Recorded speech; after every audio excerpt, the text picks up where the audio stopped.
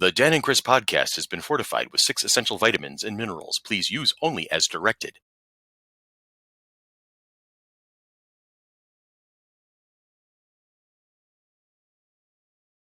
No animals were harmed in the creation of this podcast. For best results, open your mind and smile while listening. Continued use of this podcast has been known to cause hilarity in certain individuals. Proceed at your own risk.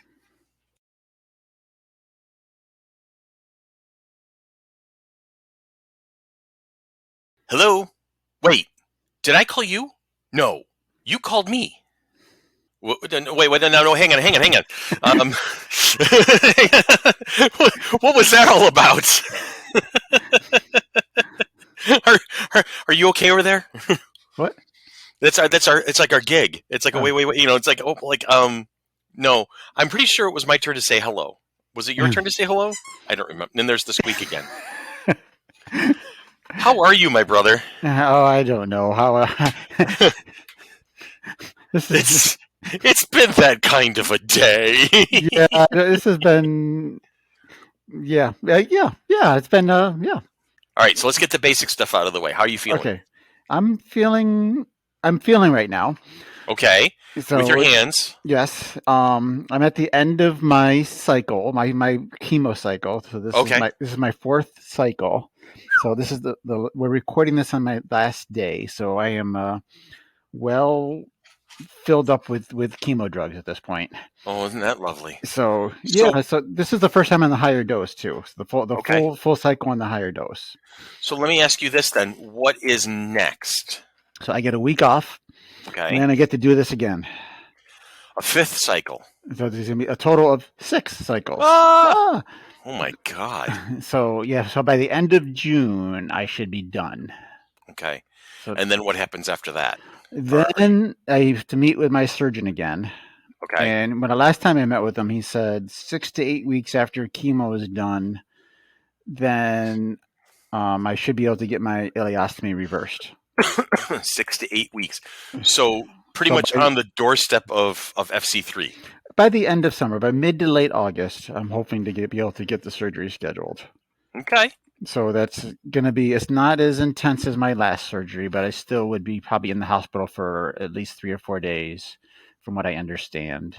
And then there's still a recovery after that. But it's just basically getting to use my new poop channel there. So, that's the exciting part there. Well, here's to the amazing colon. That's right. And yeah, I was excited. The news came today that they recommended to start doing colonoscopies earlier now. So it's like, I saw that. Yeah. You know what? It's amazing because based on your recommendation, you urging me to do so, I did reach out to my physician during my annual physical back in February, and supposedly I have the referral and I did the paperwork, but I haven't heard anything. So I'm going to have to just, I have vacation time coming up in June, so I'll take some time to catch up on all my knee work. Yeah, I think a lot of them are backed up too. that came out. So did your poop for the most part, but that's part of the problem. But I think their schedules have. A lot of people are getting them because I heard people I have to schedule like months in advance and things. So, which is good. So I mean, like if I would have been able to do this earlier, then I wouldn't have gone through as much as I am probably. Okay. So if the cancer hadn't grown as big as it did, then I might not have had to have the surgery for one thing.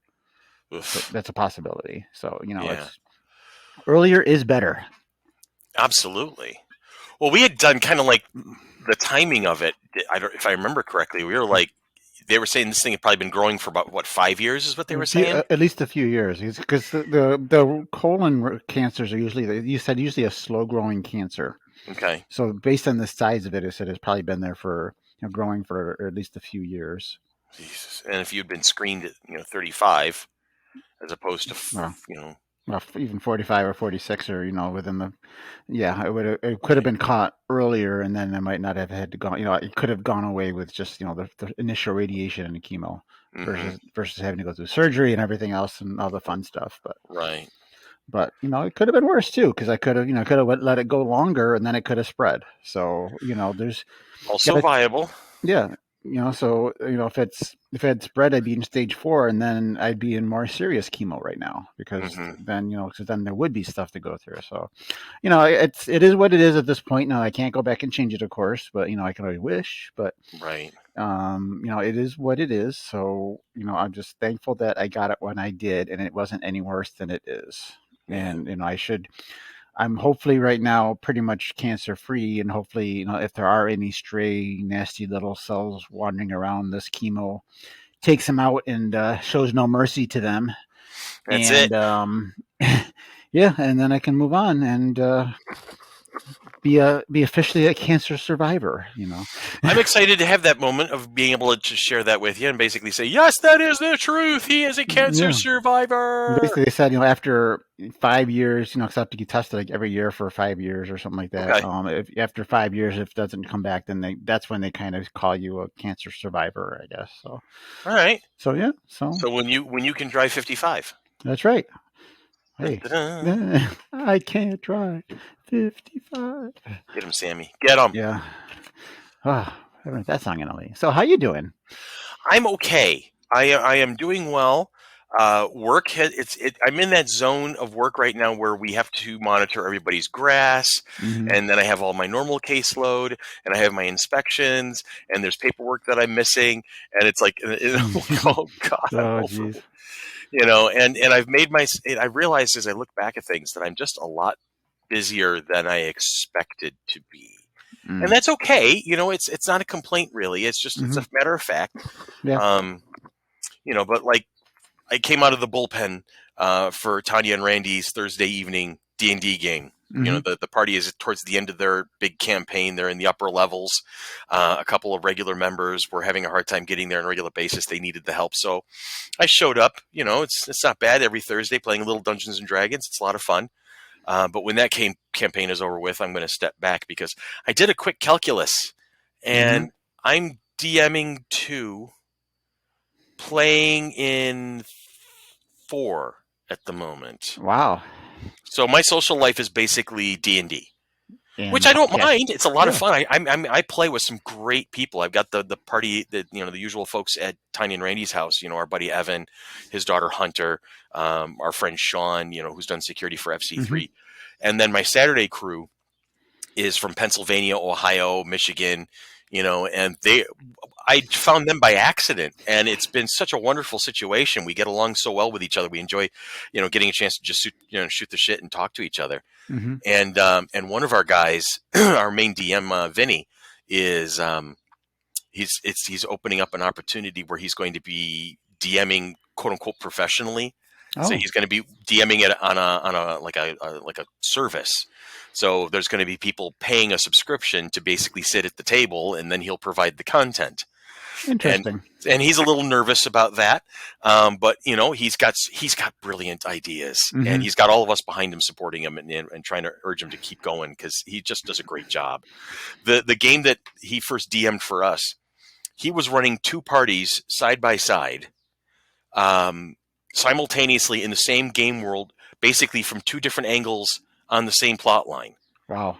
So he had us on Saturday and he had another crew on Sunday, and they were attacking the same villains from 2 different angles, and he was giving them different plot points and different goals and whatnot. But he balanced that sucker. It worked. Interesting. Yeah, you have to be good for that. I mean, no. And it also helps when you have veteran players, people who are into it and wanting to be the story. And we are all invested. We're regular veteran players, and it was be the story. Oh, and that's the thing. D&D really is be the story. It's not listen to it. It's not encounter it. It's be the story. And I'm apparently going to be getting an opportunity starting tomorrow night. Well, this past Wednesday night, when you guys are listening to this podcast. But I'm going to start teaching a handful of Girl Scouts. I'm excited about that. I'm seeing if we can stream it, how this is going to work out. Yeah, it's going to be interesting. And I, Tanya and I were talking about it, and I have, excuse me, I have a game world of my own, a homebrew that I created something like 30 years ago when I first started DMing. And so I have 30 years of, I think maybe 13 different campaigns that have played in that world, with several different players over several different characters, dozens of different characters and epic moments. And I'm actually DMing my kids and their friends in that game world right now on Nice. Sundays, every other Sunday. Mm-hmm. And I'm planning on doing something very epic with it. And I was sitting back thinking, I'm like, well, I can throw them into any era. I've got 4 ages of civilization in this game world at this point. I can throw the Girl Scouts anywhere in there. But then I thought about it and I'm like, this is going to be my whole premise. I want to inspire at least one of them at that table to want to be a DM themselves. Okay. And my thinking is, if I hit them with this 30-year-old game world that I have spent all of this time writing all of these maps and all these notes, and I have all of this lore and all of these stories that I can hail from it, they might look at that as very daunting. I can't do that. That's the worry I have. My concern is that somewhere along the line, in the process of trying to inspire them to want to do their own thing, I might accidentally make it too difficult for them. Now, I'm not going to hold this world back. I'm going to introduce them to it little by little as I use analog stories and say, oh yeah, well, I did this in this world. My thinking though is 100% a brand new game world, brand new homebrew, no lore other than some basic kind of concepts and some ideas that I've already started writing an outline out, and let the kids at the table tell me where things are going to go. Let them tell me that they want to go visit the elves, and okay, now whip up an elven kingdom. Okay. And oh, are there dwarves? You tell me, what would the dwarves be like? Have them be intrinsically involved in the building of the world that they're going to play in. I see that as I'm seeing that as kind of a two-pronged win, where it'll help them be more invested as players, because I'm not going to I'm not handing the reins completely over to them. As the dungeon master, Tanya and I are going to be the dungeon masters together. Okay. And she's going to like handle modules and stuff like that, where she can kind of guide them through a module, and then I can do like a lot of lore building and world building and stuff. And so, like I said, two things: it helps them as players be more invested in the world because they know in their own way they're helping create it. Like, I might even give them plots of land that their mission is to clear it out, handle all the problems that may arise, and build their own city-state if they want, But then also, more to the point, I know there was a second point, and I forgot what it was all of a sudden. That's amazing. But then it shows the future dungeon masters how easy it is, because they can see themselves doing it from scratch. Okay. All right, that's my thinking. Is if like, say, girl number one, the troop leader or whatever the case, she's like the lead dog. She's kind of into it, and she's understanding, and she's picking up on the lessons I'm teaching. She's seeing what Tanya's been doing. She's seeing what we do at the table and how we adjudicate everything. It might inspire her to say, you know what, I can do that. Here's oh, hey, Chris, this is how I would do this. Okay, write it down. This is how I would do that. Okay, cool. And then that would give me an opportunity to say, girl number one, that's a great idea. And here's how I enveloped it even further in my own homebrew world, and we can kind of do that thing. And then over time, as they're more comfortable, then I can kind of hit them with Terrenia at full throttle. Here's a 30-year-old game world that I have tons of source material on. Now you're going to adventure in my headspace. So let me show you what. So as a warming up, getting them into it and understanding, you should let them try to build it, and then after that, move them into the more established role playing and game there. Exactly. Hit them with the hard stuff after they've seen how easy it is to really kind of lay the foundation and create it for themselves. Mm-hmm. So I'm excited for that opportunity, and and it's weird because this is really going to be more of a teaching opportunity for me than a gaming opportunity. Right. Just don't take them at the top of the hill first. Right. And then I'm taking him to the bunny hill. That's right. I'm going to take him to the bunny hill, Dan. Excellent idea. Take him to the bunny hill first. And then once you work your way up the hill, don't do something silly like take them to the top at the beginning. Yeah, because who would teach somebody to ski like that? That is just crazy. I don't know who would do something crazy like talk. That. Oh my gosh. I have no idea. An idiot to do something like that. Jeez. Let me go over here in the corner. And mind your own business. Damn it. See, but it was a life lesson. You got to learn to build up to it. You don't. That's what I was trying to do at that time. No, but I think it's a good idea. I'm excited to see how it unfolds and everything. So yeah. And at the very least, if we can get the streaming going, that's icing on the cake. That to me, because I know that I've been wanting to do that for a while. Ever since Definitely. I first started seeing Critical Role, because they're just so amazing. These people, they're such a great family vibe, and they're creative, and they have just a great time crafting being the story. Right. Right? And the DM, Matt Mercer, he's a legend. This kid is amazing. I couldn't call him kid because he's younger than I am. Right? But Yeah. he's amazing, and he crafts these stories with complications and complexity, and these characters, and of course they're all voice actors, so they bring these people to life in a way that I can only dream of. And it's a great example. Is it the standard? No, it's definitely an exceptional example, because not everybody is a voice actor.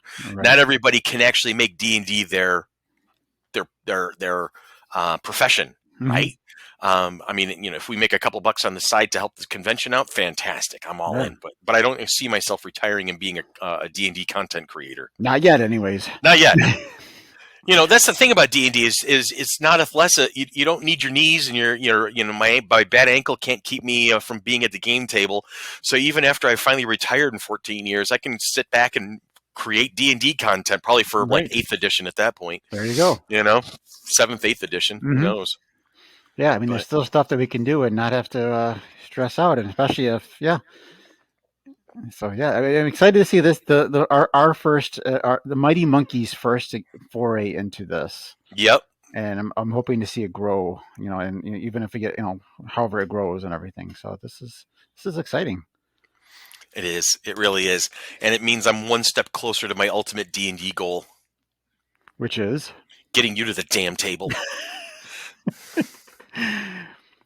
Yeah, I'll be one of the newbies at this point because it's been so long. I'll have the Girl Scouts teach you. That'll be great. My God, that's it. As soon as I know one of them is going to take over, I'm going to sit you at the table right next to me and we can play together. That would be phenomenal. Holy crap. That would be like a goal right there. If I get one of the girls to pony up to take over the table, that's it. That's the day you are joining the table and I'm sitting right next to you. And we could play twin brothers. Yeah.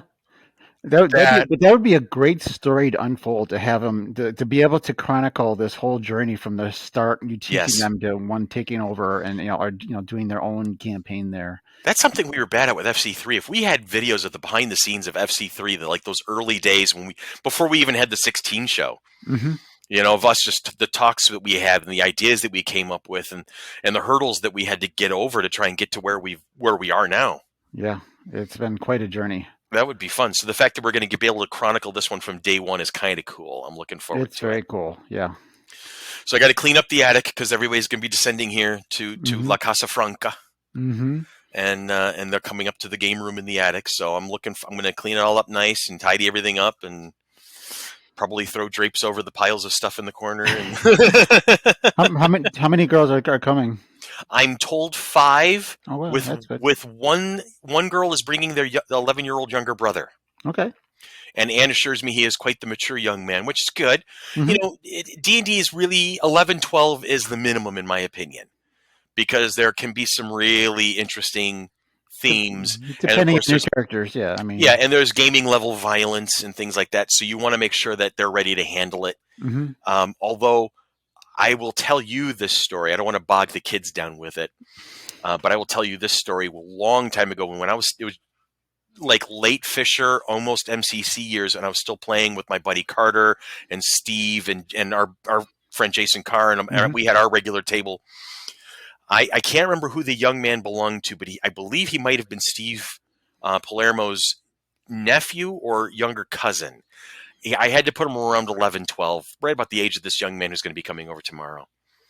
And here we are with these veteran adventurers. We all had like 13th, 14th level characters. We guys have been playing. We've been role playing for 6, 7, 8 years, sometimes 10, 11 in some guys' cases. And so here's this little guy I'd never played before. We created a little halfling thief, and we're like, okay, you name him. He goes, I'm going to call him Rhino Man.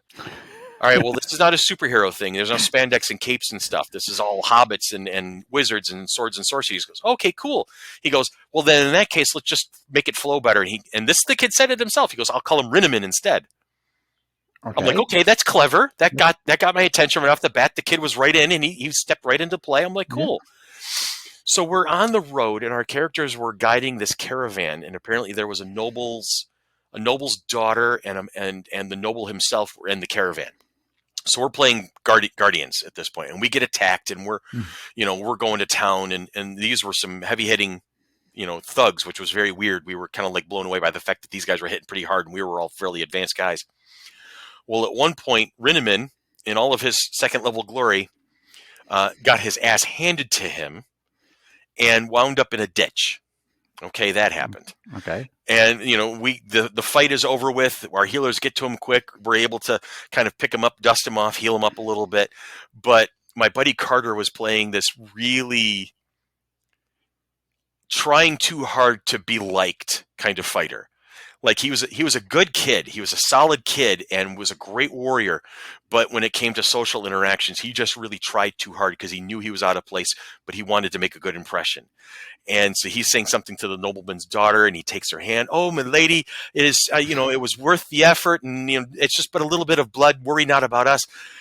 Doesn't the kid? I can't remember his name. Doesn't the kid from the other end of the table goes, "Oh God, put me back in the ditch." The table erupts. The table absolutely erupts. All of us are crying. We are laughing so hard. I'm like, this kid can hang. This kid can definitely hang. He can stay.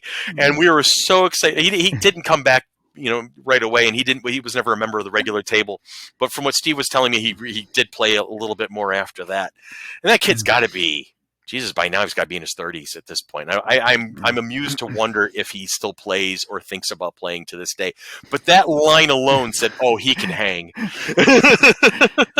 He had he was definitely in it there. So that was awesome. Put me back in the ditch. I was like, oh my God. Perfect response. Oh, it was awesome. And that's, those are the stories I look forward to the most. I mean, we get these epic fights. Mm-hmm. And you save the world, and you do these amazing things, and you smash the castles and save the populace, and protect the innocent. Or if you're one of the bad guys, you're conquering the world and defeating the innocent and subjugating the weak and all that fun stuff. It's possible. Anything's possible in this game. Right. But it's those little moments where everybody's on point and in sync, and you are able to become that person that you've been playing, that person is no longer on paper. He or she is you. And you're able to make that person come to life. There is no better feeling in the world. It's a social game. It is. It really is. Maybe you're not being your normal self, but you're being social, and different parts of your personality are going to come out in this. Mm-hmm. And it teaches problem solving. It teaches team building. It brings people out of their shell. I've seen that at the table. I've been in long-standing campaigns where... Don't forget the satanic rituals. Oh, yeah, there's that. We always actually throw one into each campaign just for the sake of the tip of the hat to Tipper Gore and her friends. Oh, good. It's a social game. I mean... It is. I've seen people grow as a human being playing this game. You get some confidence in what you're doing. Mm-hmm. I mean, if you're not comfortable talking with people, you can learn it by living in a fantasy world for a while. Yep. And being someone else, and then you can learn to do it yourself. And it's a safe space, because if you screw up, it's not life-altering. Right. Right? If you screw up, join the club. We've all done it. Yeah, your character might die, but, you're still alive. Yeah, roll a new one. Or it's entirely possible that you can just come back. Because higher level magic is able to do that. That's right. It's a game. A lot of stuff can happen. Exactly. And it really has become my jam over the years. It's like my favorite hobby. Mm-hmm. I love to play.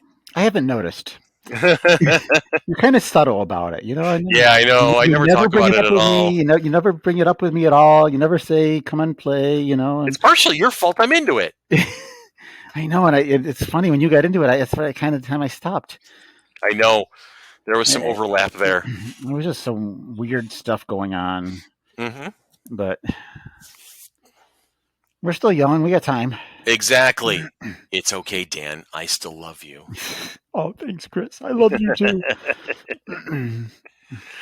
So I'm looking forward to sharing that with these young ladies and their one younger brother. Mm-hmm. When this starts tomorrow, Wednesday. By the time everybody listens to us, it'll be 2 days ago. So I will probably do a little spot about it on Nerd World News to kind of like bring people up to speed on what happened. And if we are going to broadcast it, hopefully we'll make it available and we'll let people know. So Yeah, that's a hopefully thing. it'll work. Yeah, because I'd like it. I mean, if you can do it live Hmm. stream it, it'd be great. But Yeah. to see how it works, at the very least you can, the very least you can record it on Right. StreamYard. But Right. if you can try to broadcast it, if you can. So Yeah. I'm just not sure if the phones can handle that kind of thing because it's probably gonna be about 2.5 hours. So yeah, I'm not sure. I don't know. yeah. That the camera that you used to record the original FC3 videos with Emily and Kelsey, Hmm. does that have connectivity? Can we like wire it into a computer or something and broadcast through that? Is that a thing?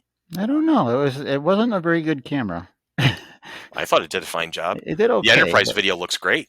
yeah, it did okay. But I don't. I've had trouble. I've tried to use it recently, and it wasn't Okay. working too well. But Well, I'll look into some hardware. it might. But oh, if we can stream it, then it's just the regular webcams are would be sufficient. Okay.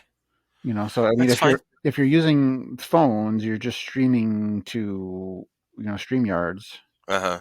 So they're not recording themselves. They're just using just to make sure their charge lasts. So just plug them in.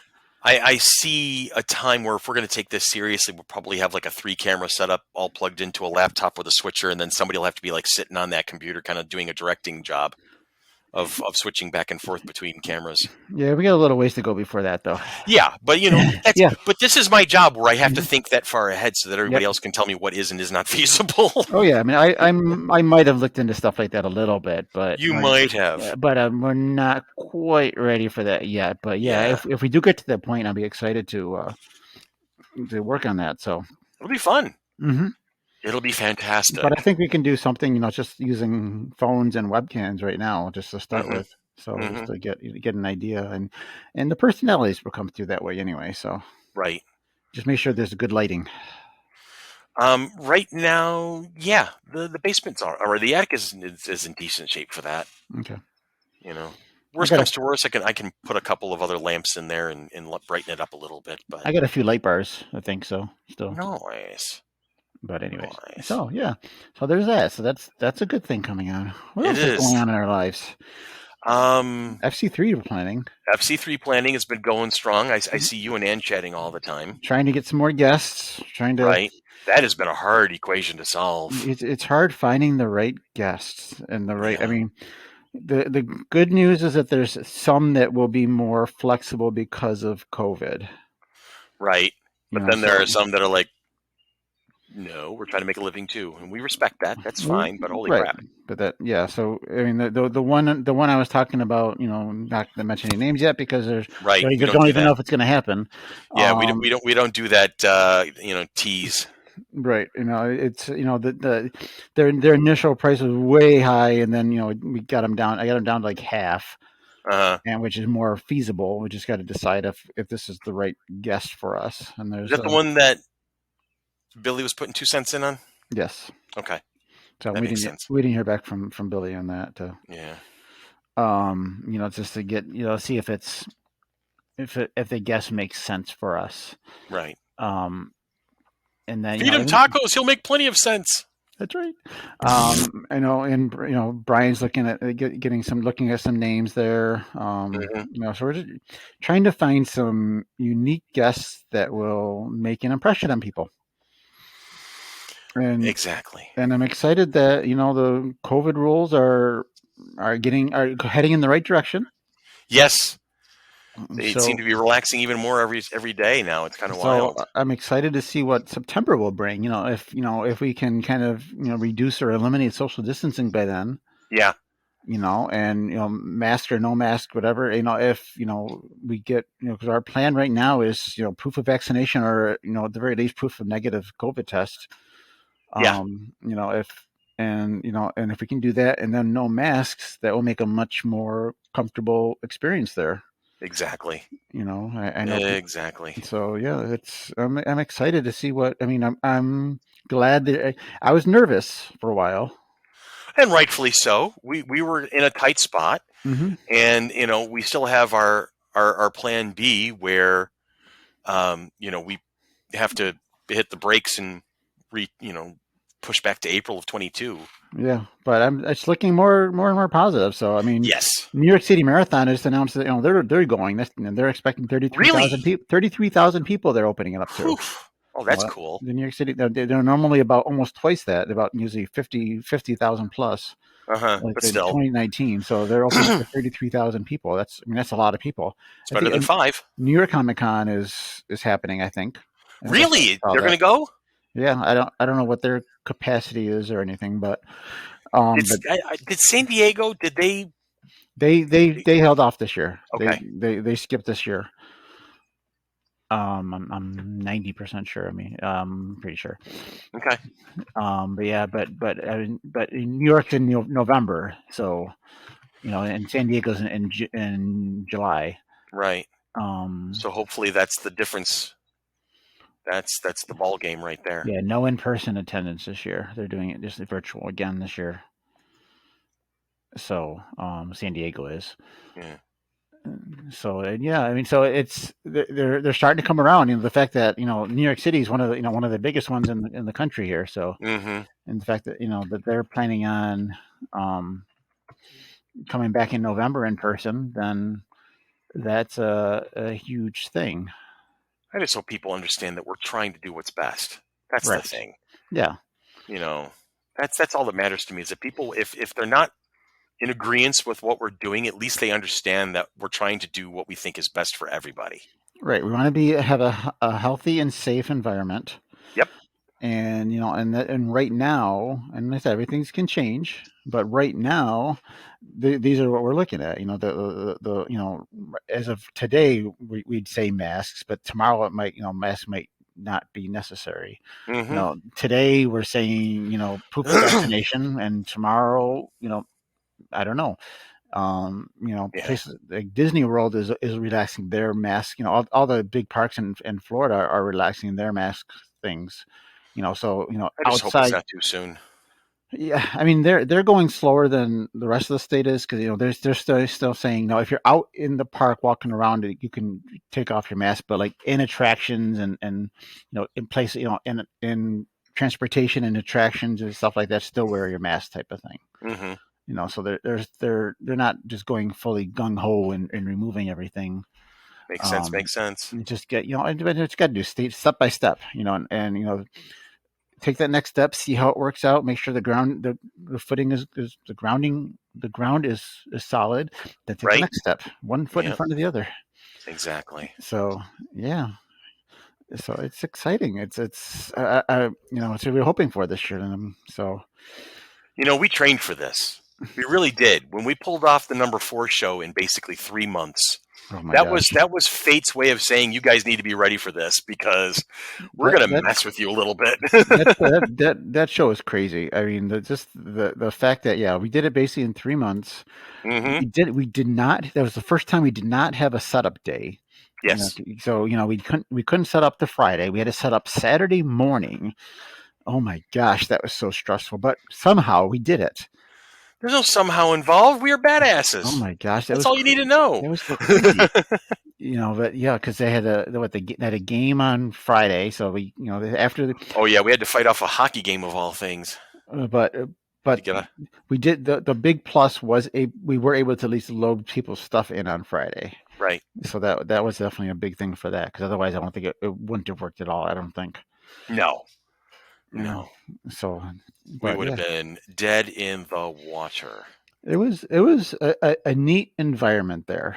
Yeah, I just wish we could have, I don't know, gotten a little more support out of them, I think, is the way I want to say it. Overall, the staff were good, but definitely there was problems with the food stands because they didn't have the food stands that they told us would be open. Right. That was a Um, big hurt. I think that was one of the bigger problems. For most other things, I mean, they were very responsive for everything. So, but it was just too expensive of a venue for us. Yeah. I mean, they did overall they did a really great job. Except for the food, everything was clean. They were on the ball. They were everywhere you needed them to be. But They had tons of security. yeah, they Oh overdid. my That was part of God. why they were so expensive because they overdid the security. They didn't know what to expect.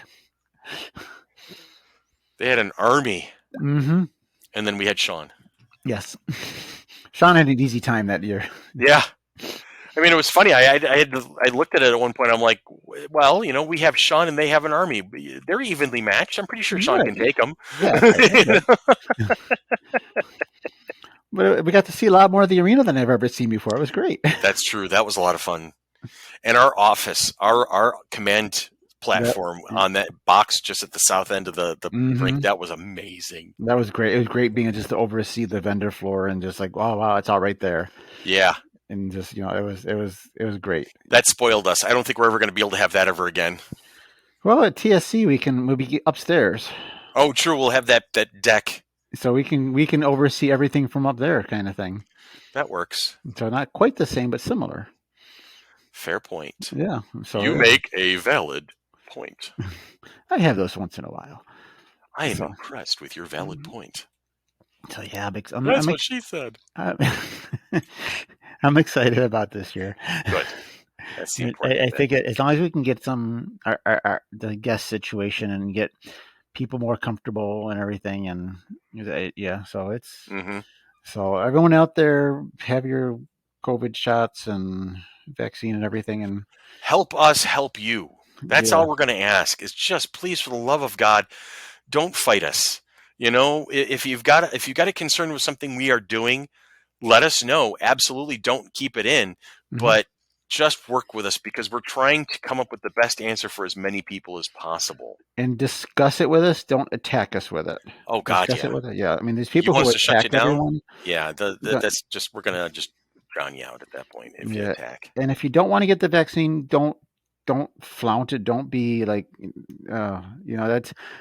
that bugs me. I mean, I understand people not wanting to get the vaccine. I'm okay with that, but don't flaunt it. Flaunt it, and don't be just don't throw it in people's faces and be kind of rude about it.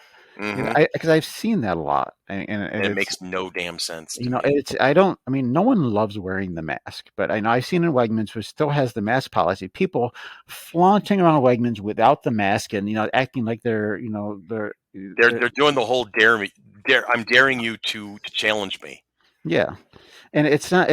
I understand if you don't want to get vaccinated, you don't want to wear a mask, but think of other people.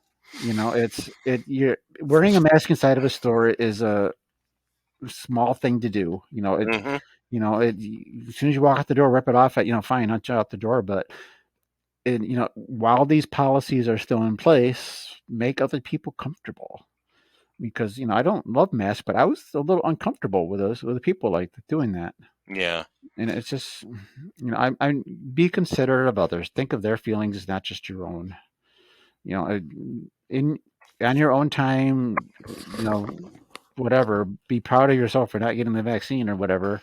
But for some of us, I'm an at-risk person. I get cancer. I'm on cancer drugs right now. I'm at my stuff is, my immunities are low and everything. So think of other people. That's my message. And that is an excellent message, by the way. Yeah, I have to say.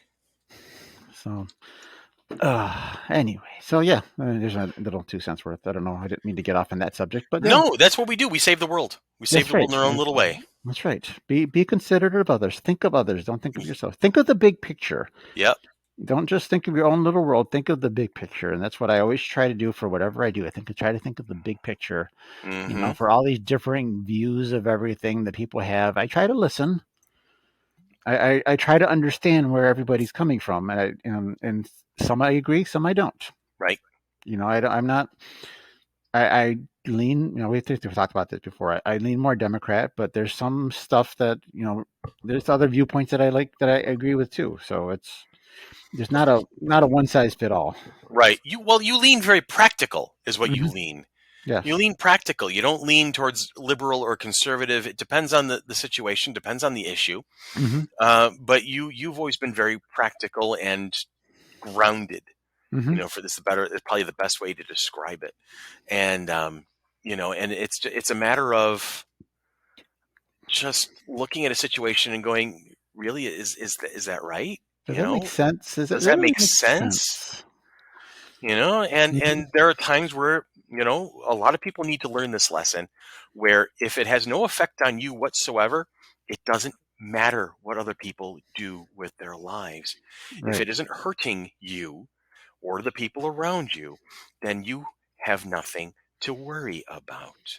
You know, get your Right. fingers out of somebody else's life. Don't try to control other people. Well, You only that's the funny thing about about some of the the groups that don't control me, but do what I say. right. Yeah. Yeah. No, I don't want to live. I'm not going to live that way. So that means you can't live that way either. Right. Okay. That sort of do you see what you're saying here? Yeah. It's I don't. That's really where I have my problem with religion. Hmm. Or, I, let me be very clear. I do not have a problem if you profess a religion. More power to you. I hope you are getting uplifted and fulfilled by that. That is cool. Okay. My problem is when, as I said in my example, my problem stems from when somebody says, "Well, my religion doesn't allow that, so you can't do it either." I Hmm. don't profess your religion. That doesn't matter. The world should not behave like this. My Okay. way is the best way, so do My what Yep. I say. Yeah. I will hear it all the time. God needs to be back in schools. Okay, cool. Which one? Yeah. You tell me which one.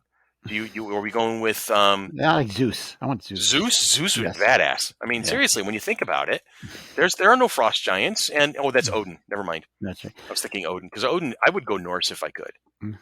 The North. but I don't Yeah. have the build to be a Norseman. No, me neither. Not gonna do it. I can respect them from a distance, but there's no way that anybody would ever just mistake me for a Viking. Right.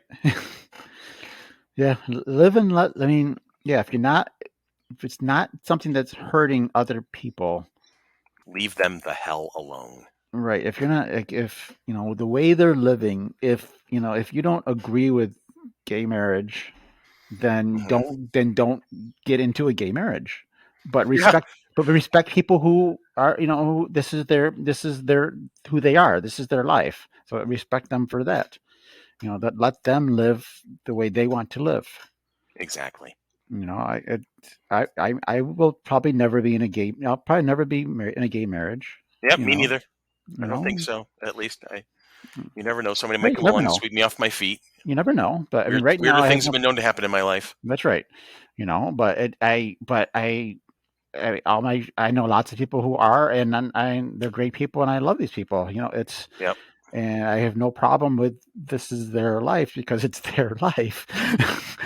exactly. It's I had a friend of the family. My mother introduced us to him really early on. I think I was like 12 or 13 when I first met this man. He unfortunately a couple of years ago passed away. His name was Jimmy Catalano. mhm. Just an absolutely amazing human being. You know what his profession was? He was a florist. That's how we Okay. met him. And all he really wanted to do was just see the beauty in everything and be friends with people and make sure that they were enjoying. He would throw the most amazing parties. He was just Is that the one you told me about before? Yes, I'm pretty sure of it. It I sounds have familiar his now. I have his the card from his memorial on the hutch of my Hmm. china cabinet hutch in my dining room. And he was the mayor of Park Ave. I mean, Yes, he would yes, he's hold court. definitely. Yeah, yes, you were the one. Yes. Yes, he's the one. Yeah, he was just an astounding individual. And I remember meeting him, and he was the first, to be quite honest, he was probably the first gay person or outward gay person Hmm. I had met at 12 years old. It's entirely possible that I met other gay people before that, but Right. in the 70s and 80s, you're closeted to high hell because It was the society was '70s going and to '80s. Yeah. hurt you if you stepped out. But Hmm. Jimmy didn't care. Jimmy was who he was. He didn't flaunt it. He just lived his life. Which is, yeah. And I remember because I was raised in Catholic schools. We Mhm. and here we homosexuality bad. Homosexuals are evil. Homosexuals are terrible. And I'm like, wait, Huh? I know Jimmy Catalano, and this does not compute. Yeah. Have you met them before? Okay. It was like, wait, are we? Wait, huh? And it never made sense to me. Hmm. And I remember on his deathbed, he welcomed people into his home because he knew because he had bladder cancer, Hmm. and it spread before he could get to it. He'd been Hmm. smoking all of his life, and he did he understood that was the this was the consequence of his actions. Hmm. Okay, well there you have it. But when he knew he had given up and treatment was no longer going to be viable, and he decided that was it. I'm not going to suffer any longer. I'm just going to let myself go. He opened up his home. He and his partner Bruce they opened up their home, and people just came in a procession, one after the other. So he basically had his wake before he passed. Yeah, and because he wanted to be able to say thank you to the people who came to pay their respects to him. He wanted to let them know that he appreciated them. What an amazing opportunity to I'm be able. telling you, my mom and him were very close, and my mom was not going to go. She just didn't know how to face it. And Erica and I had gone earlier in that day and just had a wonderful time talking to him and getting a chance to tell him. And I told him, I said, I told him how he was essentially the first homosexual that I had ever met, and how he set the standard for how I appreciate and understand that they are people. And I told him, I said, I had all these people telling me how it was bad, and it was bad. You shouldn't be this way. But I knew you, Jimmy, and It it didn't didn't compute. It just didn't fit. And I said, because I know Jimmy, and Jimmy just wants the world to be pretty, and for people to be happy and enjoying themselves and being safe and, and caring and being all together. It never made sense to me that gays should be ostracized. And I told him, and I think I did it more for myself than for him, but I made a point of saying, when you look at it in the final analysis, Jimmy, you were my hero because you helped me see the world better than other people in my generation. And and I cried, and we hugged, and then he and Erica hugged, and I went to, I said my piece with Bruce, and we went to go sign the book and everything, and then put a little card in there and get our picture taken and whatnot. And I called my mom, and she's like, I'm not sure if I can do that. And I said, you can, and you will. I said, Erica and I will stay here and we will wait. Jimmy is asking for you, which he actually didn't, but I didn't have the heart to tell her. He asked about her insofar as that he wanted to make sure she was well, and that she was happy, and that she, that she was doing okay. And she had hurt her foot about a year earlier, so he wanted to make sure she was walking steady and things like that. So he was more concerned with her than about himself, right? Well, he knew his state, so he knew his place and things. So I convinced her to come out, and I'm so grateful I did, and she's grateful that I did, and it was a wonderful experience. And there's a great picture that was I'm reminded of this because the picture circled around on Facebook recently, and so I saw it again, and it's just. You got to appreciate people while they're here, and you got to keep your mind open as to what's going on around you. And what an amazing time! I mean, to be able to, your time is coming. Let's have that final thing with me here that I can appreciate it versus just, for everybody else. Let me, and just let me. I could only hope that I would have that kind of an opportunity. Yeah. Where you're able to do that. That's just versus. I think of other situations where just it's not as attractive, is it? No. We can talk about something else if you want. But anyways, live your lives. Yeah. Well, that's the thing, that's life is too short. I mean, you gotta just. You got to do, man. You got to do the thing, right? That's what we've been saying. That's what we've been telling people. Do the good thing. Do the good thing, and live your life. Let people live their lives. Don't hurt other people. Don't stuff that's gonna, if someone is doing something that's harming someone else, that's a different situation. You got the and then you get involved. Yeah, absolutely. Yeah, you got the the people who are trying to oppress other people. That's a problem.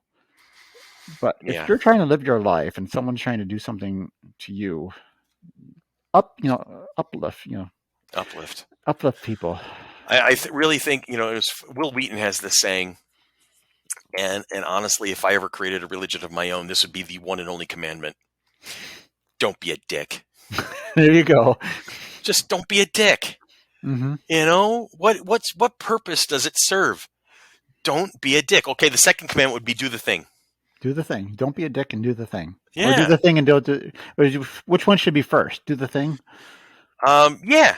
I think. Well, to be honest, in this day and age, the first commandment probably should be "Don't be a dick." Yeah, I guess. Because people are so polarized, and there is a large swath of people on both sides of the political fence. I'm not going to point fingers, but there's a large swath of people who take they take enjoyment out of being the thorn in the side of the other side. Mm-hmm.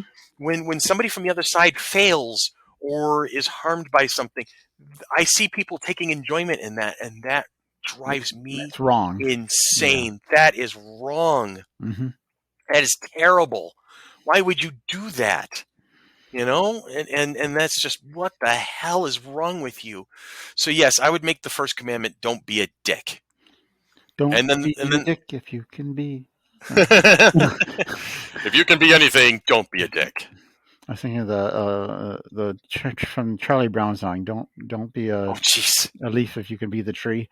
Oh, right. Okay. Leaf if you can be. I remember all the words, but yeah, don't be a dick. Simple. And then the second commandment would be, do the thing. Do the thing. The religion of Chris. The word according to Chris. The world. This is the gospel according to Chris. Praise be to stilts. Don't be a dick. Don't be a dick. Now reading from the Holy Book of Christopher. Don't be a dick. Do the thing. And do the thing. Let's all get drunk and play ping pong. Oh. Yay! Oh, that was a great episode. That is phenomenal. That's probably a good way to end this, isn't it? You think so? I don't know. It's a little shorter episode than usual. Remember, we did a lot of behind the scenes stuff early on. Yeah, but that's just a high note. You know what? That's a high note. That is definitely a high note. We can end the episode on that. So yes, this is how we're going to save the world, Dan. We're going to. You know what? Let us do it now. We are officially now the Church of the Twin Towers. Maybe not that one. That's a little sacrilegious in this day and age. Can we use that at this point? Yeah, the Church of the Wandering Dudes. It kind of has a ring to it. There you go. The Church of the Wandering Dudes. Okay. There you go. For our listeners here, we used to call ourselves the Twin Towers. Yes, because we were both extremely tall. Two guys that fight for truth, justice, and we're not finishing that. Truth and justice. That's an HR. If we finish that, there's an HR suit waiting to happen. Yes. But ever since of course, 2001, when the Twin Towers fell, we just backed off of it. We can't do that anymore. So I think we did it once for nostalgia's sake. Yeah, but we did. Yeah, it wasn't as joyful as it was in the past. No, it's also because we forgot the whole thing. We were trying to figure out what to say. Well, yeah, we hadn't done it in so long. Because we kind of retired it after. We're lean, mean, party machines. Yeah, no, we weren't. No, we're lean. Yeah, well, we were. So not lean as I used to be. Okay, so we are the Church of the Wandering Dudes. Okay, starting now. And our first commandment is don't be a dick. And our second commandment is do the thing. Do the thing. That's great. I love that. You have to memorize the commandments in order to join. Yes, you do. And so we'll have a baptism ceremony for those of you who wish to join the clergy, the congregation. Congregation is the word I was looking for. So if you want to be part of the congregation, it's basically apple pie and Sprite. Sure. That's the old school. Or your beverage of choice. How about a beverage we want to be accepting of all ages, right? So we can't be accepting of all ages if we're going to say, okay, here, break out a beer. It's a beverage of choice. So it opens up for anything. It could be a glass of water. It could be apple juice. It could be 151. Smooth. Yeah. So yeah. I like it. So we're and you know what? I'm already an ordained minister, so I can perform wedding ceremonies. So now I have my church, the Church of the Wandering Dudes. Do we have to register this somewhere? Probably. I'll look into that. Church of the Wandering Dudes. Okay. It has the virtue of never been tried, I think. But is dudes inclusive? Yes, it is. Anybody can be a dude. That's right. We did say anybody can be a dude. You said it 25 years ago. That's right. Doesn't matter age, race, gender. Pause that. Hang on a second. Hang on. I had been cleaning, right? I'd been cleaning my because I repainted my room and I've been redesigning stuff and fixing things. And I found a little tin can that used to be a cookie tin, right? And I kept stuff in it. And in it is a little card. Oh, you still have the card? Is that the card? We call ourselves the Six Dudes, but that is only because there started out with only 6 of us. But then we redefined what we wanted to be. We don't want to separate ourselves from everyone else by confining our number to 6. Therefore, we keep the 6 in the title as a remembrance of what we started out as, but we put the 6 in quotes as a reminder that it is only a symbol, that there can be any number of dudes, and that gender, age, race, monetary worth, personal beliefs, social standing, or anything else that makes people different from one another does not matter. There is no leader among the dudes. Everyone is an equal, and nobody has seniority over anyone else. The only thing that matters is that one is willing to accept the friendship of those who are already classified as dudes, because that's just what we are, a bunch of people who are friends. I got chills. I remember the first time I read that, I was like, oh my God, this is so cool. And then when you did the whole blending of everybody for Dude Tape 14 Part 2, when you had everybody do it and then you meshed them all together so it was like we were all taking over. It was like a relay race, the whole thing. Oh, that was so amazing. I loved that. And that was the feeling that I miss that feeling. I don't have that feeling as much anymore. Not in that particular circle, but I still have it with others. And, with you were my brother. Right. But I remember you writing that. You gave me the card and I kept it and I had forgotten where I put it. And I found it the other day. And then you just inspired me to remember that I had it. The timing was perfect. Timing is perfect. Timing was spectacular. Oh my gosh. So we can share that. That is the mantra of the Church of the Wandering Dude right there. That is our Father right there. That is our Father in a nutshell. Hallowed be thy dude. Oh, hallowed be thy dude.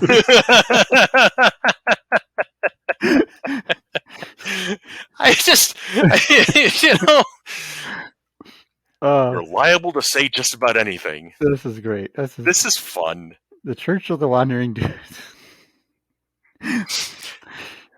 It's appropriate.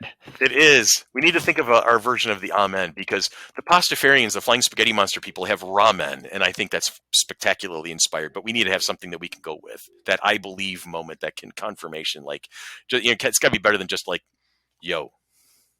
Excellent. Party on. Party on, Dan. Party on, Chris. That sounds strangely familiar for some reason. I don't know why. Can't tell. I can't put my finger on it right now. Yeah, I can't. I can put my finger on this. Whoop, hell! Oh, I just got poked in the face. That's funny. So okay. So that's good then. Yes, I think that. That's enough for 1 hour. That was I'm glad you found that card. I know I have it somewhere, but it's that's awesome. Phenomenal. This is going to be one of those weird episodes that I actually can't wait to listen to myself. I don't typically listen to my own podcast because I will listen to the first few minutes just to hear my own voice to see how I sounded. So I'm like, okay, I need to work on, I'm not resonating right, or I'm not pronouncing my words. I'm speaking too fast, whatever the case may be. That's about the extent of it. Right. But I think I'm going to listen to this one just for the content. That's different for me. We covered some good stuff here. We did. We always do. We're well on our way to saving the world. I think so.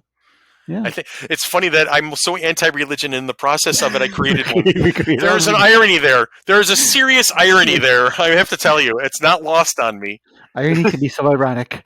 It can be. It's true. I've noticed. Yes. That's funny. Oh my God. This is awesome. I love it.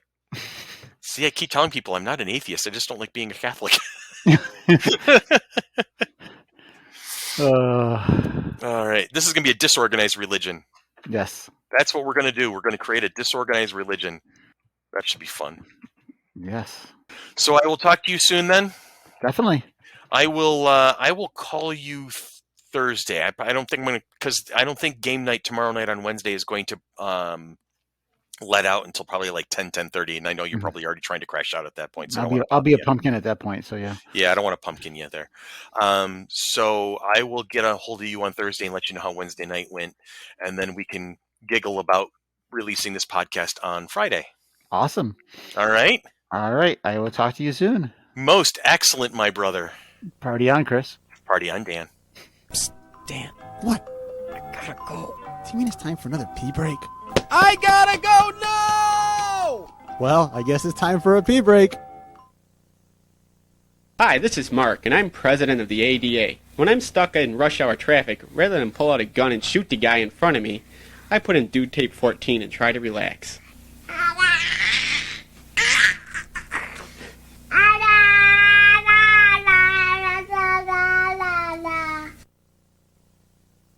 Hi, this is Hubie, the first dude. I'm going to step out of character for just a moment to deliver a message to whomever might be listening to this tape. That would be you. Dan and I are confident of the quality and entertainment value of Dude Tape 14 Part 2. Therefore, we encourage all of you to make copies of the tape for your friends, and encourage your friends to do the same. We'd like to see this tape spread as far and wide as our imaginations have taken us. Therefore, it's possible that you had never even met Dan or me. Now, if you don't know us, you may have many questions on your mind. What exactly is a dude tape? And for that matter, what is a dude? What about all the other dude tapes?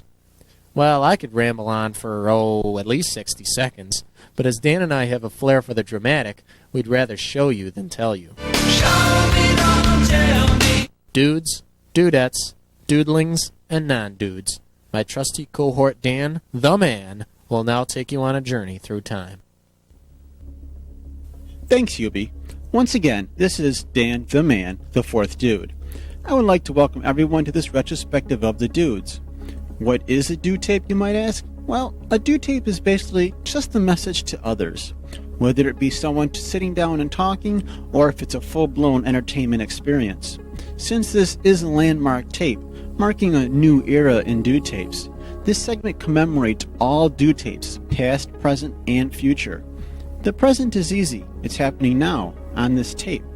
The past is just about as easy, since it's already done. But a lot has gone on before. It all started with Dude Tape 1 by Christopher C. The Stilts Frank. It was a sort of audio message to Mark Huber. It just progressed on from there. Dude Tape 2 was a response to the Stilts Tape number 1 by Hubie. Dude Tape 3 was by the Stilts as a response back to Hubie. Dude Tape 4 was a response to Tape 3 by Hubie. Dude Tape 5 was by Hubie, the Stilts, the Doc, and Charles. We're just basically getting together and having a good old time. Dude Tape number 6 was the entry Dude Tape by the man. It's what inspired me to want to do Dude Tape 14. Dude Tape 7 was also by the man. It was done since I had such a good time doing Dude Tape 6.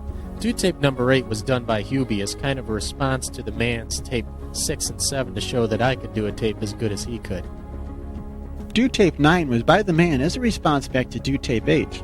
Dude Tape 10 was an unflattering response to Dude Tape number 9. I was none too happy with some of the comments Dan made in Tape number 9. Dude Tape 11 was by Hubie. It's just basically no response back to anything, just sitting down and just talking to the microphone. Dude Tape number 14, the infamous Dude Tape, the Dude Tape to end all Dude Tapes, one might say, was the final, long-awaited collaboration of Hubie and the man. Dude Tape 16 was by Hubie and Charles, working together on a radio program. And finally, Dude Tape 44 was the solo effort, trying to do as good as he did in Dude Tape 14, but not quite getting there without the outstanding wit, charm, and creativity of his cohort. That was done by the man. Well, that's the past, and we mentioned the present, but what about the future? We can only guess. As far as Dude Tapes are concerned, there have been unsubstantiated rumors of a Dude Tape 69 in the works with Brian and Jason, and even a Dude Tape 24 with the Stilts and the man. But of greater concern is what will happen with the dudes themselves. We've changed for the better over the years. We will continue to change. It's something that just cannot be stopped. Here is a little summary of who the dudes are. We call ourselves the 6 Dudes, but that is only because there started out with only 6 of us. But then we redefined what we wanted to be. We do not want to separate ourselves from everyone else by confining our number to 6. Therefore, we keep the 6 in the title only as a remembrance of what we started out as. And we put the 6 in quotes as a reminder that it is only a symbol, that there can be any number of dudes, and the gender, age, monetary worth, personal beliefs, social standing, or anything else that makes people different from one another. It does not matter. There is no leader among the dudes. Everyone is equal, and nobody has any seniority over anyone else. The only thing that matters is that one is willing to accept the friendship of those who are already classified as dudes. Because that's just what we are. A bunch of people who are just friends. Hi, this is Jason. Rather than being given 1,000 paper cuts and dipped into a vat of alcohol, I'd like to throw a copy of Dude Tape 14 Part 2 into the tape deck and listen to the crazy antics of Hubie and the Man. Hello, my name is Corey. I'm listening to Tape 14 Part 2. Mark and Dan are real cool.